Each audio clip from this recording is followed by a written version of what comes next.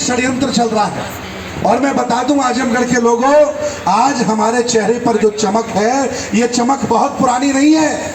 ये जितने भी SC OBC माइनॉरिटी के लोग हैं, ध्यान से सुन लें, ये जो हमारे चेहरे पर चमक है, इसकी उम्र ही 70 साल है।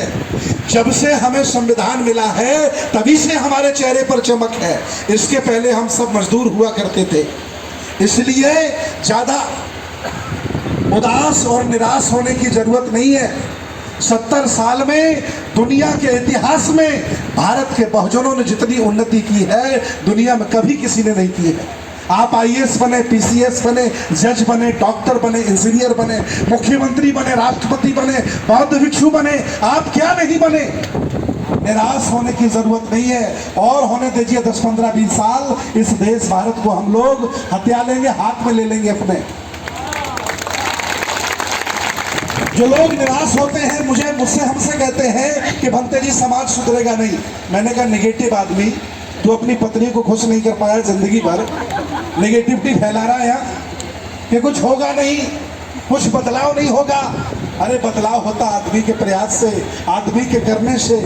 आज के 2500 वर्ष पहले तथागत भगवान बुद्ध ने कहा था कि जो व्यक्ति डाल डाल पात पात घूमता है, वो जिंदगी में एक लक्ष्य को लेकर के कभी वो काम हासिल नहीं कर पाता।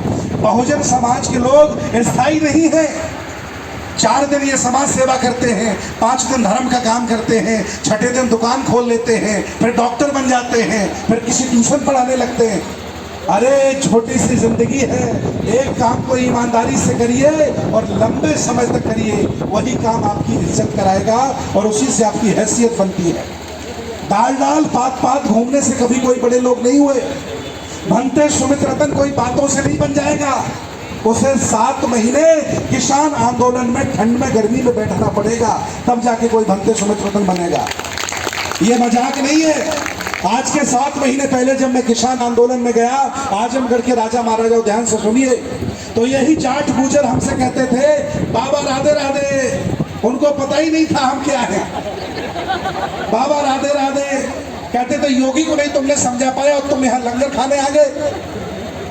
जब हमने मंचों से उद्बोधन किया, बुद्ध का, बाबा साहब की चर्चा की और नमो बुद्धाय जय भीम के नारे लगाए, तो जाट गुजर बोले अच्छा ये दूसरे वाले बाबा हैं, ये राधे राधे वाले नहीं है।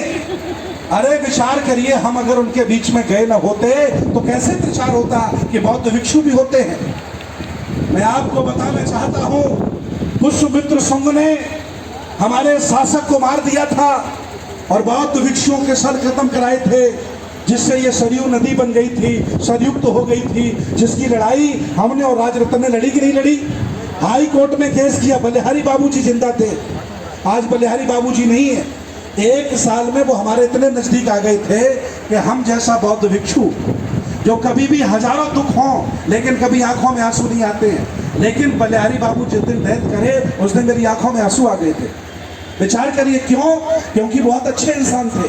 लखनऊ जाते थे, हमारे कार्यालय पर रुकते थे, वहीं खाना खाते थे, अपने घर में जबरदस्ती खाना खिलाते थे।